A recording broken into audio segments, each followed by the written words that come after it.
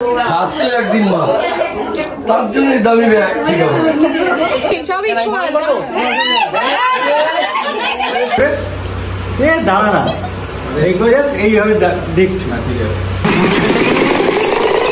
Hi everyone, দাদা ভাইয়ের wedding সিরিজের রিসেপশন ব্লগে তোমাদের অনেক অনেক ওয়েলকাম।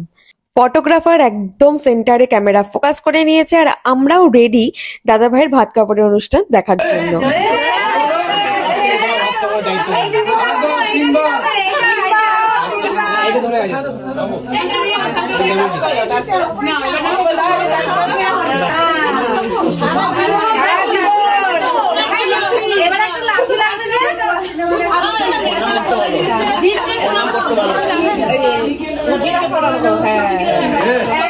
জিতো একটু এবার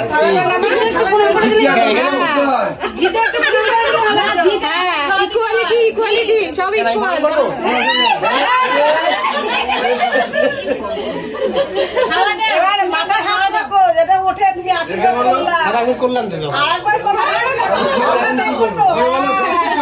এক্ষেত্রে একটা কথা তোমাদের জানিয়ে রাখি, বৌভাতের দিন সকাল থেকেই কিন্তু বৌদির শরীর খুবই খারাপ ছিল, তাই আমরা অনেকটা দেরিতেই খুব শর্টে এই বৌভাতের অনুষ্ঠান শেষ করি। আসতে একদিন মা তার জন্য দামি ব্যাগ ঠিক আছে।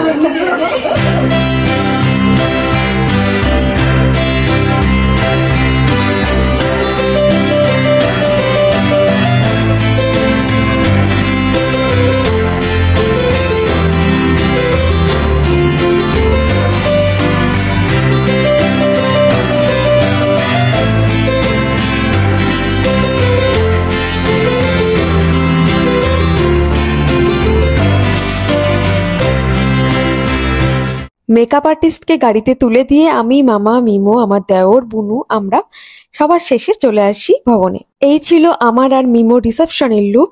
আমার হেয়ার স্টাইলটা মেকআপ আর্টিস্ট করে দিল, মেকআপ কিন্তু আমি নিজেই করেছি।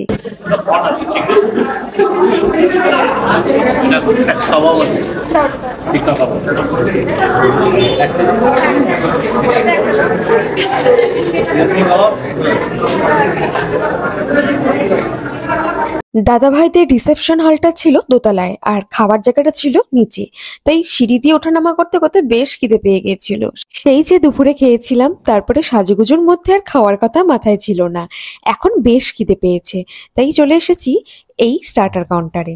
সবগুলো স্টার্টারই খুব টেস্টি ছিল। আমি শুধু নন ভেজই ট্রাই করেছিলাম, ভেজ খাইনি, কারণ এরপর তো মেন কোর্স আছে, সেটার জন্য তো জায়গা রাখতে হবে। স্টার্টার খেতে খেতে ভবনের বাইরে গিয়ে দেখি মামার বন্ধুরা ওখানে ছবি তুলছিল। এইভাবেই দাদাভাই আমার বিয়েতে মামার বন্ধুদের সাথে ছবি তুলেছিল, আর আজ দাদা ভাইয়ের রিসেপশনে ঠিক এই একই ফ্রেমই আবার ক্রিয়েট হলো। সবাইকে দেখে স্মাইল দিয়ে যাচ্ছে আর আমরা খাচ্ছি যাচ্ছি মজা করছি। আমি এঙ্গেজমেন্টে পাবো না কিছু।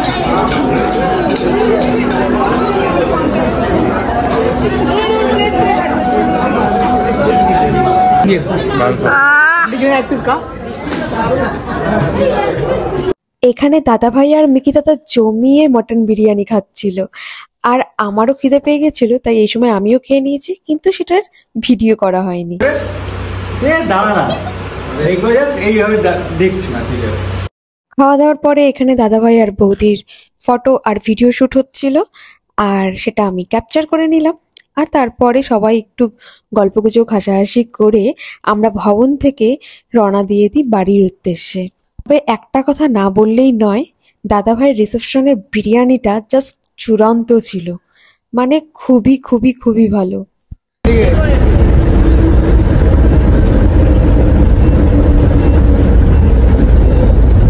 গাড়িতে তখন আমার বুনু ঘুমিয়ে ঢুলে পড়ছিল, প্রায় সবাই টায়ার্ড, কিন্তু আমাকে একটু এনার্জি ধরে রাখতে হচ্ছিল, কারণ বৌদির শরীরটা ভালো ছিল না জন্য আমাদের মাথা থেকে বেরিয়েই গেছে ফুলসজ্জার খাট সাজানোর কথা।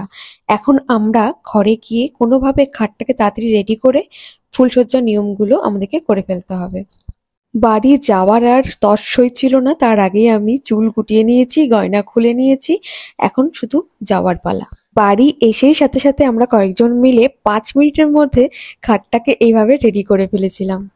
তুমি একটু দাও, ও একটু দেখ, তাহলেই হবে। ফুলসজ্জার এই সুন্দর রিচুয়ালস গুলোর মধ্যে দিয়ে আজকের ভিডিওটা এখানেই শেষ করছি। দেখা হবে নতুন কোনো ভিডিওতে, নতুন কোনো জায়গায়।